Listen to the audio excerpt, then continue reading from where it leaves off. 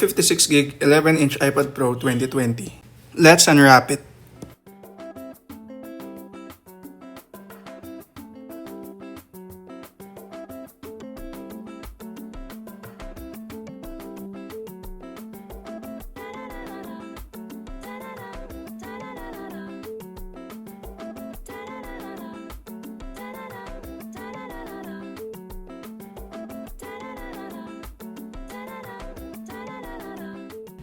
Hard to get.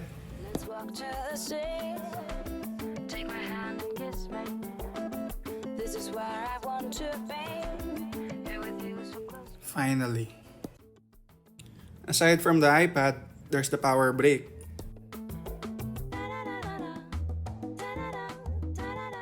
The Type-C cord for the power brick. And at last, the manual. This time, the iPad.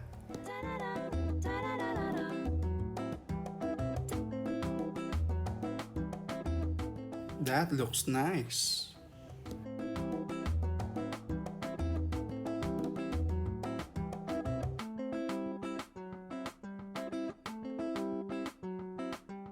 That's the dual camera that looks like iPhone 11's. And the 3 magnetic charging port at the bottom.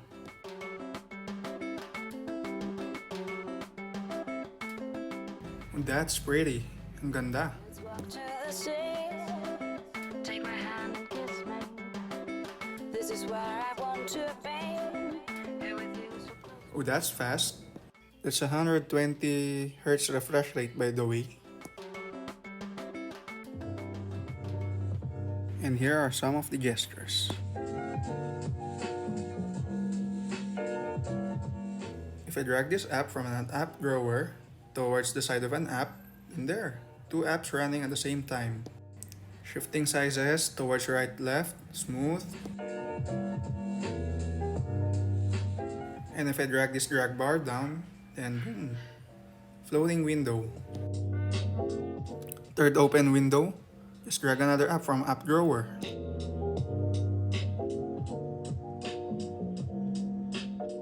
It's just like your typical Android multiple app viewer that you're watching on right side of the video.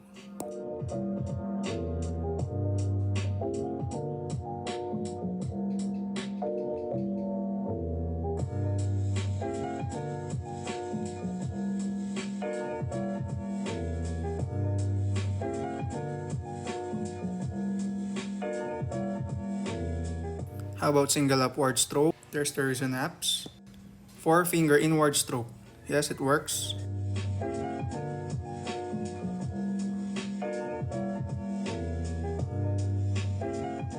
You can even stack multiple floating apps.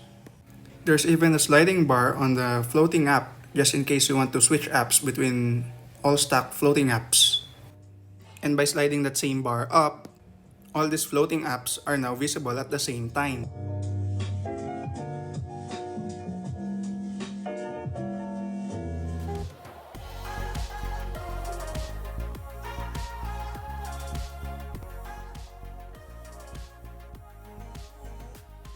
This feels like MacBook Safari and an iPad.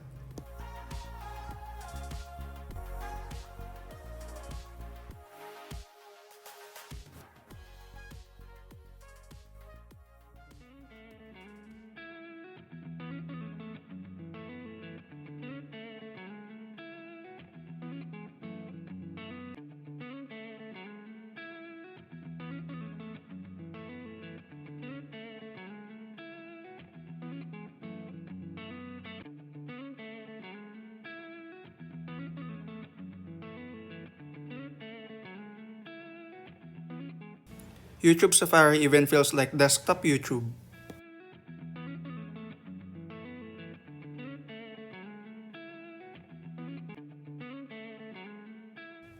Oh, there's the control center at the upper right of the screen.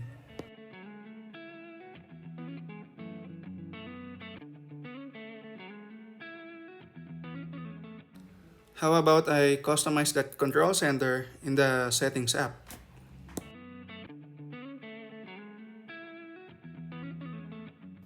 Remove some.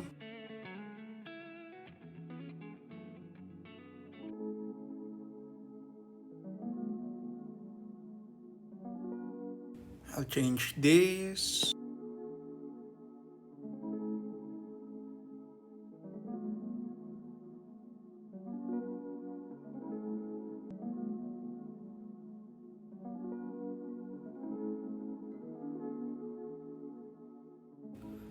And I can also add assistive touch if that's not enough.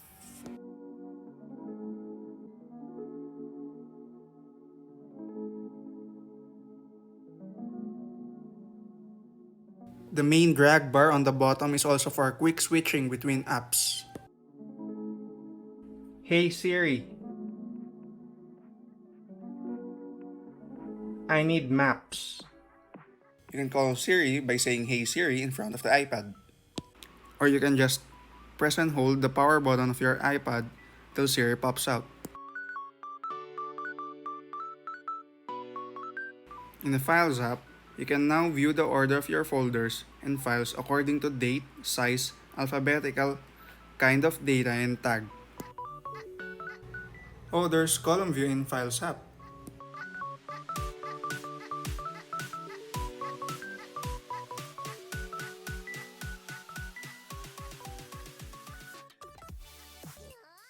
Let's do a two-finger swipe on the keyboard.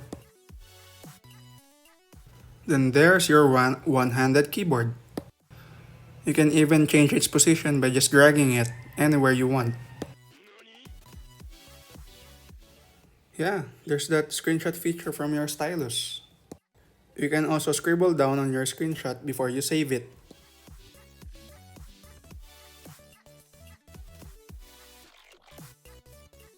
There's also an iMovie app for simple video editing.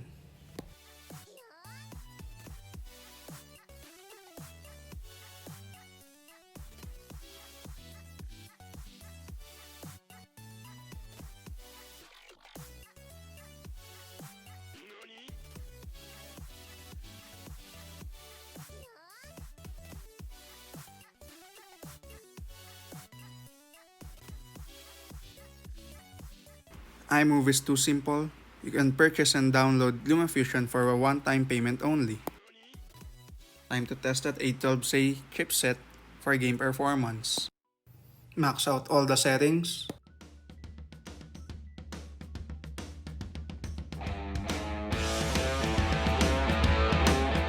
Then here we go.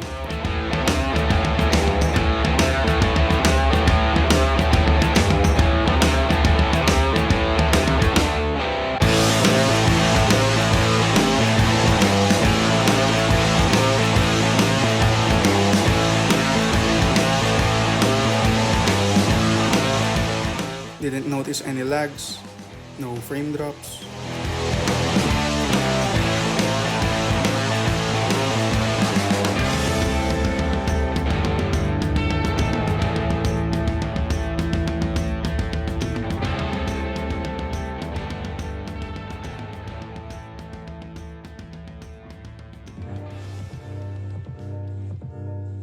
The front camera seems accurate when it comes to details and colors. Given the right amount of light,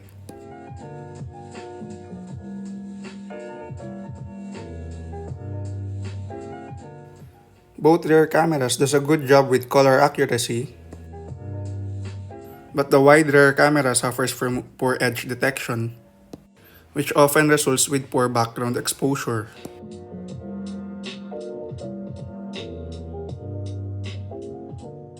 Obviously, these tablet's cameras aren't made for low light shots. With enough light, the color and exposure becomes fair and accurate.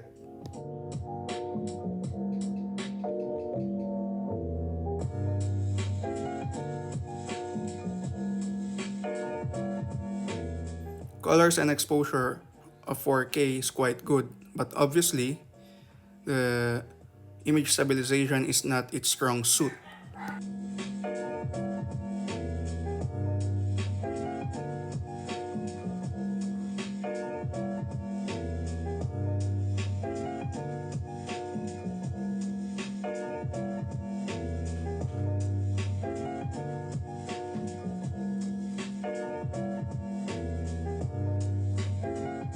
I can also say the same with wide-angle camera, except they have too much more exposure than before.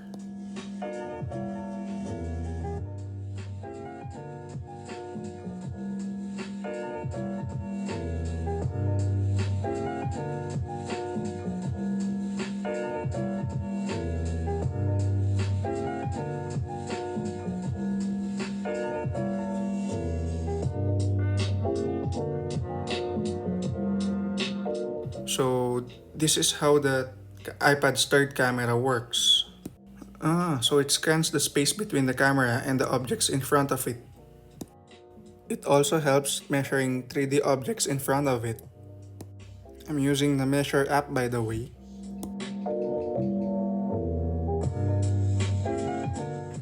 It seems it's still not that accurate. Let's just hope that it will improve in the upcoming updates.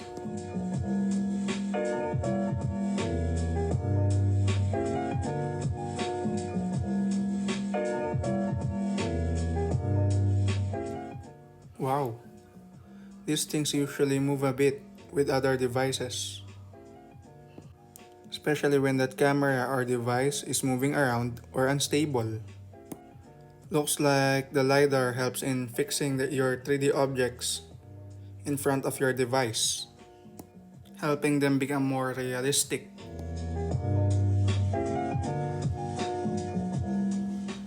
This iPad may not be perfect, but I'm sure this thing would be a great help for a lot of tasks, especially for professionals and creative purposes. That A12Z chipset is smooth as butter, and it's more than enough for my daily tasks. You may be wondering about that LiDAR scanner. It may be just a testing phase for Apple, just like some people say, but I'm pretty sure that this scanner would have several significant purposes for some people and in the future. That is all for this video. This is Ace of Spades. Thank you for watching. And please don't forget to hit that like button and subscribe for the next upcoming videos.